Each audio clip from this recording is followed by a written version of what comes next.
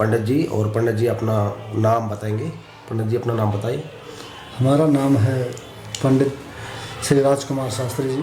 तो पंडित जी कितने साल हो गए तुम्हें इस लाइन में? हो गए 15-20 साल हो गए। 15-20 साल हो गए पंडिताई करते करते जी। वैसे आपने शिक्षा कहाँ से हासिल की? मैं शिक्षा में हासिल किया हूँ काशी हिंदू विश्वविद्यालय, अच्छा, काशी विश्वविद्यालय, काशी से? संपूर्ण विश्वविद्यालय। Okay okay. तो पंडित जी कुछ पूजा के बारे में बताइए, जैसे कि प्रथम गणेश जो पूज्य होते हैं वो क्यों होते हैं? गणेश का पूजा इसलिए हो जाता है, सर्वप्रथम उसको मैं शुभ माना गया है।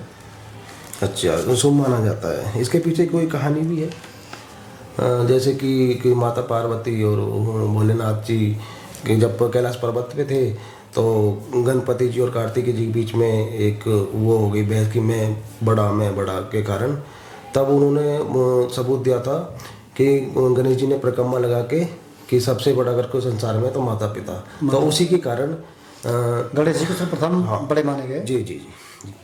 तो हमें पंडित जी एक बात बताइए, जो हमारे जो यूट्यूबर फैमिली है, जैसे हम किसी कार्य के लिए, जैसे धन प्राप्ति हुई या कोई रोग से ग्रस्त है या कोई भी अलग अलग, उसके लिए हमें किस किस दिशा में अपना वो करना चाहिए? सर्वप्रथम तो पूर्व दिशा में होना चाहिए पूजा, शुभ कार्यों के लिए। शुभ कार्य के लिए, और वैसे सभी शुभ कार्यों में जो है पूर्व दिशा में ही पूजा होना चाहिए। और जैसे शांति के लिए?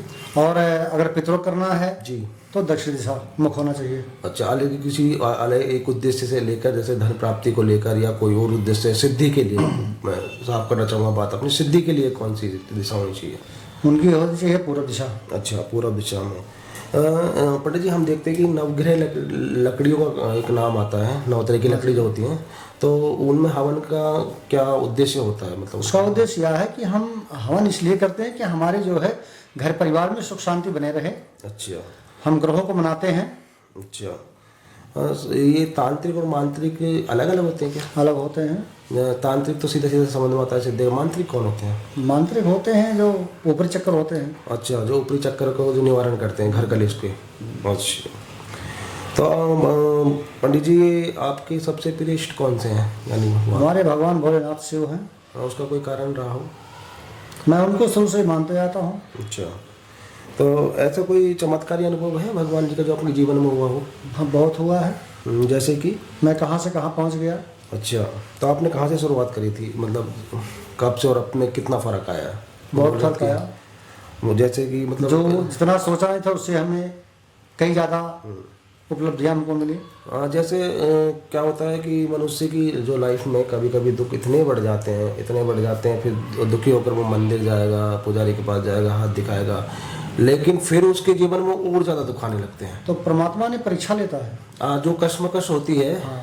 तो आप क्या संदेश देना चाहोगे ऐसे? मैं संदेश देना ये चाहता हूँ कि अगर जो उस परीक्षा में पास हो गया, निरंतर चलता रहा वो, तो उन्नत कर जाएगा। अगर बीच में छोड़ दिया तो फिर वही आ जाएगा जहाँ पे था वह। अच्छा, तो भगवान परीक्षा लेते हैं। तो मैं बात करना चाहूँगा ऊपरी हवा की।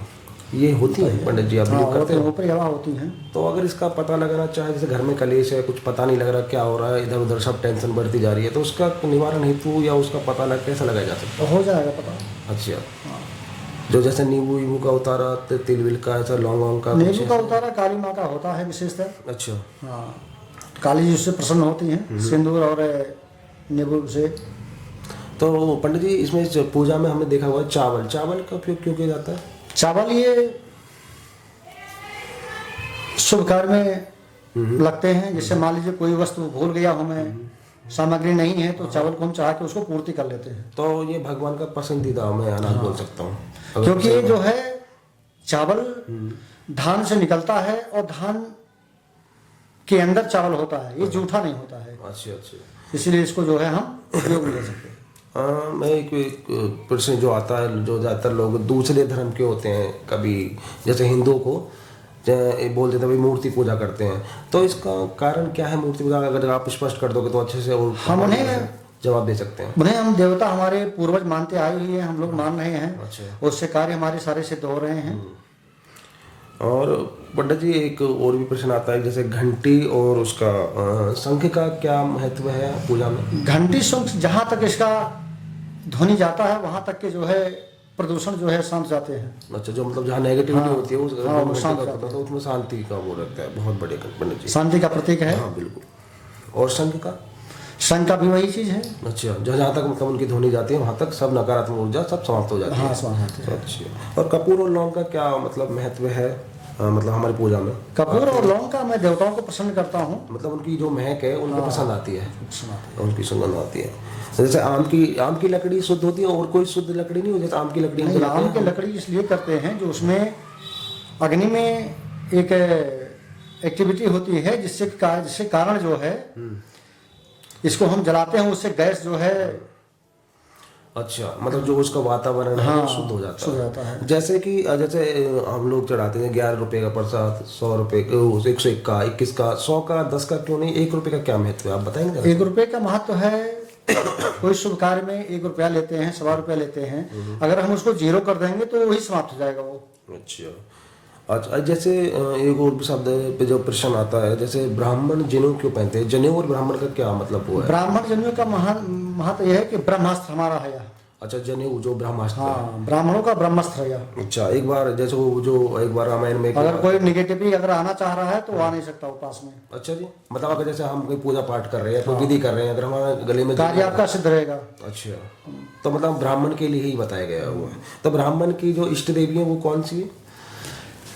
इष्ट जो है वेद माता गायत्री है। गायत्री माता। तो कम से कम अगर कोई ब्राह्मण हमारा कोई दोस्त हो तो अगर वो सुन रहा हो तो कम से कम उसे कितने गायत्री मंत्र करने चाहिए प्रत्येक दिन? यथाशक्ति जो भी हो जाए।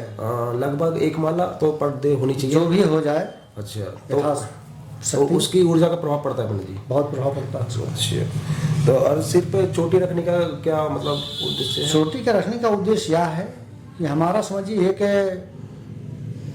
हम नेटवर्क बोल सकते हैं, जैसे नेटवर्क होता है ना, वो जो ब्रह्मांड में ऊर्जा जाता है, मैंने सुना है पंडित जी, तो उसी को कंट्रोल करने के लिए होता है।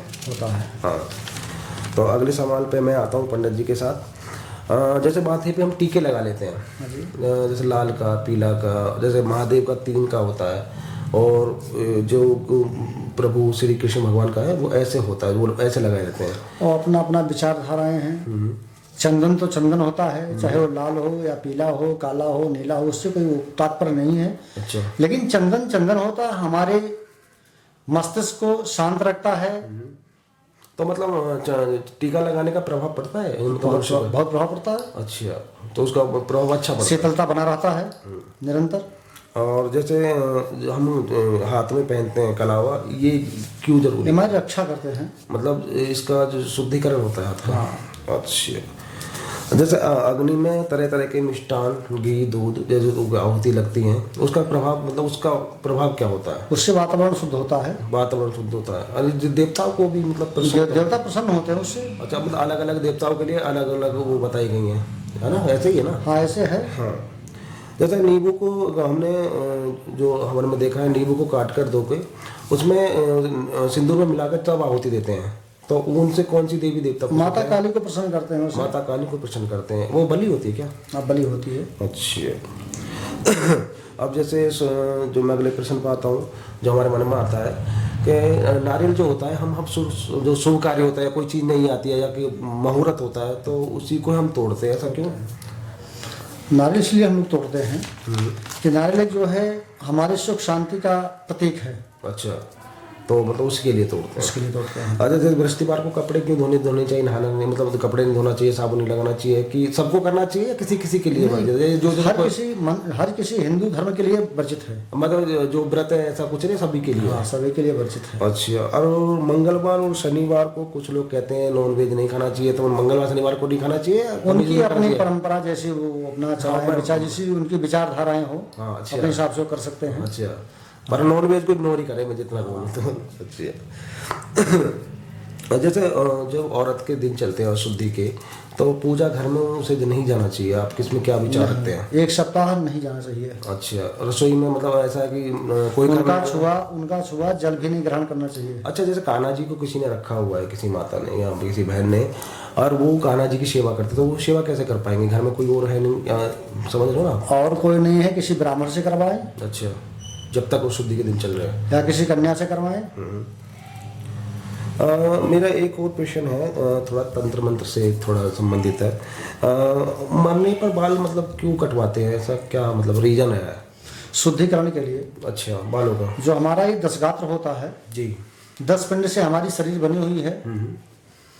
10वें दिन बाल का मुंडन होता है, जी।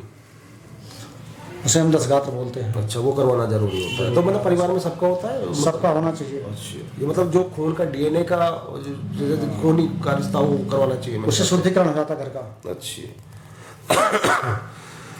एक और प्रश्न आता है जो मेरे मन में है पंडित जी, एज ए पर्सनली, कि शमशान में औरतें क्यों नहीं जाती, इसका क्या मुख्य कारण रहा है? मतलब क्या आप क्या बता सकते हैं इसके बारे में, कि मैंने कभी देखा नहीं औरतों को। अब स्त्रियों का जाना वहाँ निषेध है। तो पहले से मतलब पहले से पहले से ही। अच्छा, उनके पास मैंने कभी देखा नहीं ना, मैंने सोचा पंडित जी आएंगे तो अभी पूछूंगा। एक पूजा आती है पंडित जी, बड़ी शक्तिशाली पूजा है, नारायण बलि। इस पूजा में क्या क्या लगता है और कैसे कैसे होते, थोड़ा बताएंगे। नारायण बलि में हमारे 5 देवताओं का पूजन होता है। कौन कौन से देवता? ब्रह्मा, विष्णु, महेश जी। और जीवात्मा जी। और पितृ भी आते हैं इसमें? हाँ जी। तो इसमें मतलब नारायण बलि में मतलब विशेष क्या होता है? इसमें पितरों को मोक्ष मिलता है। अच्छा। तो नारायण बलि से मुझे समझ में नहीं आता कि इनकी फोटो वोटो मतलब बना के ऐसे कुछ ऐसे किया जाता है? हाँ, नारायण बलि का तस्वीर भी रहता है और भगवान नारायण उसके मेन। अच्छा, पूजा के वो है। हाँ। तो मतलब नारायण बलि की जो वो मूर्ति बनती है वो किसी भी धातु की हो सकती है? नहीं। और कौन सी? स्वर्ण की।